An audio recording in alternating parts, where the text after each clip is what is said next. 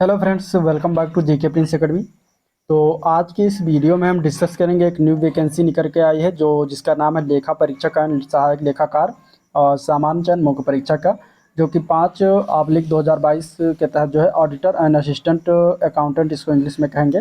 तो ये आया है 5 परीक्षा 2023 के विज्ञापन संख्या के नाम से, जो कि 6 जुलाई से प्रारंभ होगा, मतलब प्रकाशन हुआ है। 11 जुलाई से प्रारंभ होगा फॉर्म जो सबमिट करना, और इसका ऑनलाइन आवेदन जो है 1 अगस्त तक कर सकते हैं, ठीक है। और शुल्क जो है अंतिम तिथि और संशोधन करने की 8 अगस्त तक अंतिम तिथि होगी। तो ये वैकेंसी है जो कि ऑडिटर एंड असिस्टेंट अकाउंटेंट का निकला हुआ है। तो इसके बारे में हम देखेंगे कि इसमें क्या क्या एलिजिबिलिटी है, एज कितना मांगा गया है, और इसका कौन कौन इसमें जो है फॉर्म अप्लाई कर सकता है, ठीक है। तो चलिए इस वीडियो को देखते हैं। और देखिए, स्टार्ट करने से पहले अगर आप लोग चैनल पर नए अभी तक सब्सक्राइब नहीं किया है तो चैनल को सब्सक्राइब करें, साथ ही साथ वीडियो को लाइक करें और अपने दोस्तों में ज़्यादा ज़्यादा शेयर करें। तो ये वैकेंसी जो आया है, ये निकल के आया है, इसका जो है स्टार्ट होगा ये 11 जुलाई से, ठीक है। 1 अगस्त तक इसका लास्ट जो है सबमिट करने की अंतिम तिथि है, ठीक है। तो ये चीज़ें हो गई। इसके बारे में अगर हम बात करें तो इसमें शॉर्ट लिस्टेड जो किया जाएगा वो जो पेट 2022 में जो लोग पेपर दिया था तो उन्हीं को शॉर्ट लिस्टेड किया जाएगा। अभी देखिए इसमें लिखा हुआ है, वैकेंसी का नाम है विज्ञापन संख्या 5 परीक्षा 2023 लेखा परीक्षक एवं सहायक लेखाकार सामान्य चयन मुख्य परीक्षा के अंतर्गत विभिन्न विभागों में नियंत्रणाधीन लेखा परीक्षक के रिक्त 529 पद हैं इसमें, और एक पद सहायक लेखाकार का पद है। तो टोटल 530 पदों पर चयन के लिए जो है भारत के नागरिकों से ऑनलाइन आवेदन आमंत्रित किया जाता है, ठीक है। तो ये परीक्षा जो होने वाला है इसके लिए अभ्यर्थियों की शॉर्ट लिस्टिंग जो होगी वो प्रारंभिक अर्हता परीक्षा 2022 यानी कि पीईटी पेट 2022 के स्कोर के आधार पर किया जाएगा। और इस परीक्षा में प्रतिभागी है तो केवल वही अभ्यर्थी ऑनलाइन आवेदन कर सकते हैं जिन्होंने पेट 2022 में जो सम्मिलित हुए हैं और उन्हें आयोग के द्वारा स्कोर कार्ड जारी किया गया है, ठीक है। पेट 2022 में ऑब्सोल्यूट स्कोर और नॉर्मलाइज स्कोर में जो है 0 या उससे कम यानी कि नकारात्मक अंक जो प्राप्त किए उनको शॉर्ट लिस्ट जो है नहीं किया जाएगा, ठीक है। अभी ये बताया नहीं गया है कि कितना नंबर इसमें शॉर्ट लिस्टेड के रूम में जारी किया जाएगा, ठीक है।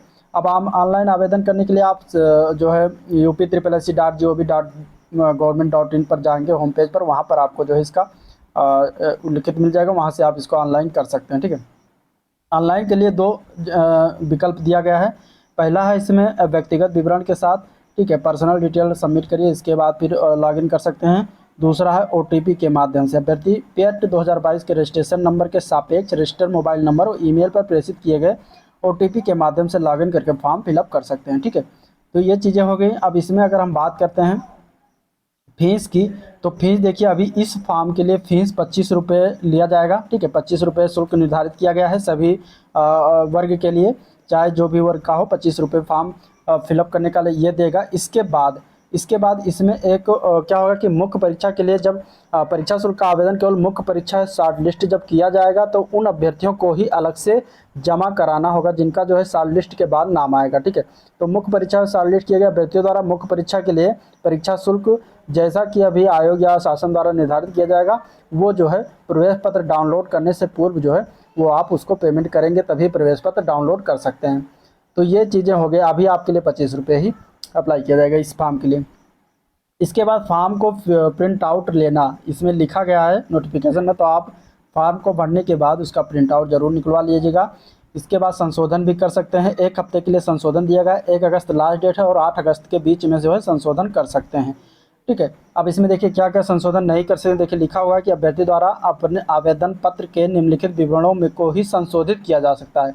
उक्त के अतिरिक्त अभ्यर्थी को आवेदन में किसी अन्य विवरण को संशोधित करने की अनुमति नहीं दिया जाएगा। यानी इसमें आप संशोधित कर सकते हैं, नाम में जो वर्तनी की गलती हुई है, पिता पति के नाम के वर्तनी की गलती शुद्ध कर सकते हैं, ठीक है, ना कि पूरा नाम। उसमें नाम लिखने में जो वर्तनी की अशुद्धि हुई है वो मतलब गलती हुई है उसको जो है शुद्ध कर सकते हैं। पत्राचार का पता, अन्य व्यक्तिगत विवरण जैसे कि EWS 36 आरक्षण की श्रेणी, जैसे ये सब सारी चीज़ें दिए गए हैं, इनको आप जो है संशोधित कर सकते हैं। जाति की श्रेणी, ठीक है, सामान्य, अनुसूचित जात, अनुसूचित जनजात, अन्य पिछड़ा वर्ग, ये सब संशोधित कर सकते हैं। जेंडर, फीमेल या मेल, ये दोनों ये संशोधित कर सकते हैं। आवेदन में अनिवार्य अथवा अधिमानी अर्हता संबंधी दर्ज किया गया जो विवरण है उसको संशोधन कर सकते हैं। तो ये चीज़ें जो है संशोधित कर सकते हैं, इसके अलावा और कोई चीज़ें उसमें संशोधित नहीं कर सकते हैं। पदों का विवरण देख लेते हैं। तो देखिए पदों का विवरण कुछ इस तरीके से दिया गया है, ठीक है। पद नाम, विभाग का नाम है निदेशक स्थानीय निधि लेखा परीक्षा विभाग उत्तर प्रदेश प्रयागराज। पद का नाम है लेखा परीक्षक, और इसमें जो है मैट्रिक्स लेवल 5 के तहत जो है वेतन होगा, ठीक है। और इसमें 29,000 से स्टार्टिंग होगा। इसमें जो है जनरल के लिए 63 पद है, ठीक है। अनुसूचित जाति यानी कि एससी के लिए जो है 28 पद है। अनुसूचित जनजाति यानी एसटी के लिए 3 पद है। ओबीसी यानी कि अन्य पिछड़ा वर्ग के लिए 31 पद है। ईडब्ल्यूएस के लिए 13 पद है। टोटल 138 पद है स्थायी है अभ्यर्थी की, ठीक है। तो यह हो गया लेखा परीक्षक का।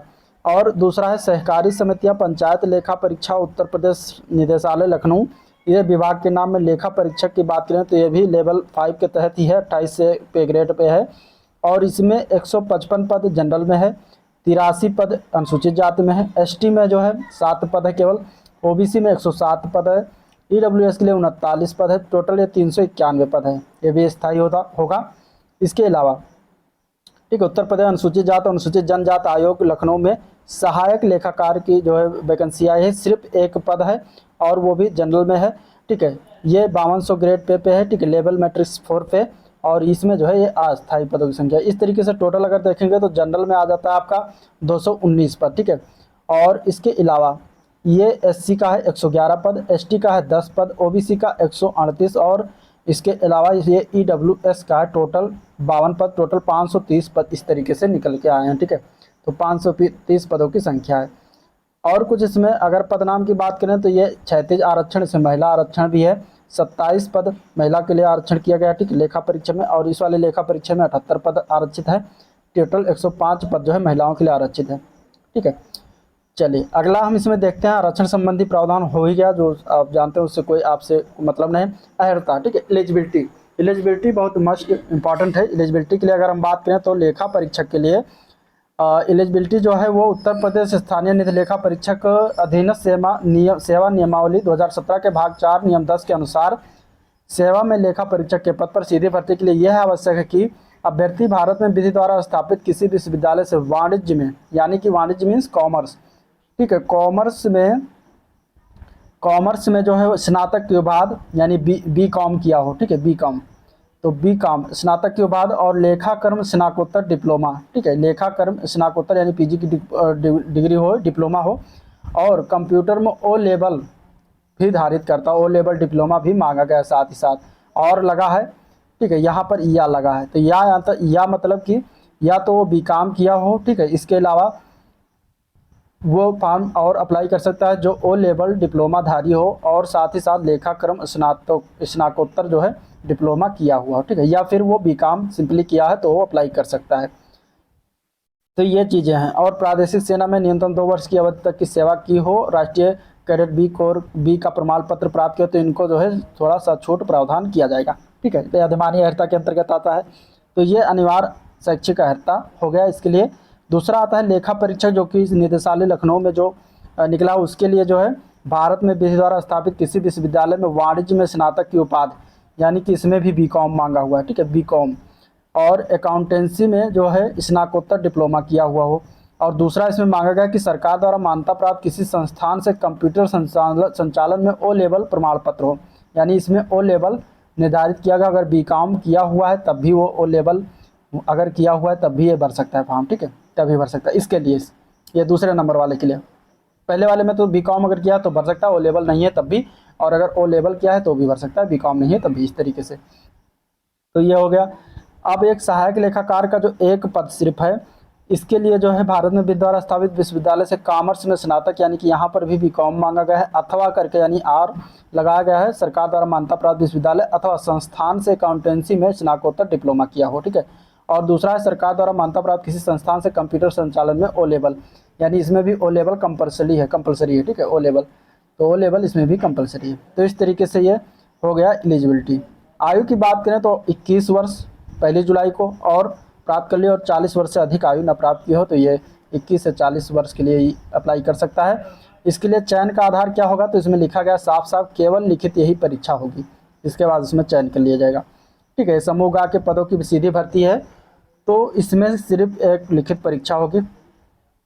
और परीक्षा योजना और पाठ्यक्रम यानी कि सिलेबस की अगर हम बात करें तो सिलेबस में जो है लिखित परीक्षा है तो परीक्षा योजना, पाठ्यक्रम, परीक्षा तिथि के संबंध में यथा समय पृथक से सूचित किया जाएगा कि अभी इसमें नहीं जारी किया गया है, बाद में इसको सिलेबस को बताएंगे। ठीक है, तो ये चीज़ें हो गई।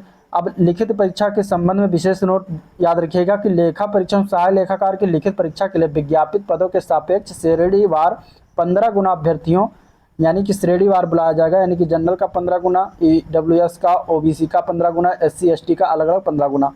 अंतिम कटाफ अंक परसेंटाइल स्कोर के 0.2 स्थान तक धारित करने वाले समस्त अभ्यर्थियों को सम्मिलित करते हुए मुख्य परीक्षा है शॉर्टलिस्ट किया जाएगा। ठीक है, यदि परीक्षा एक से अधिक पालियों दिवस में की जाती है, आयोजित किया जाता है, तो मूल्यांकन हेतु जो है तुलनात्मक के लिए नॉर्मलाइजेशन की प्रक्रिया लागू होगी।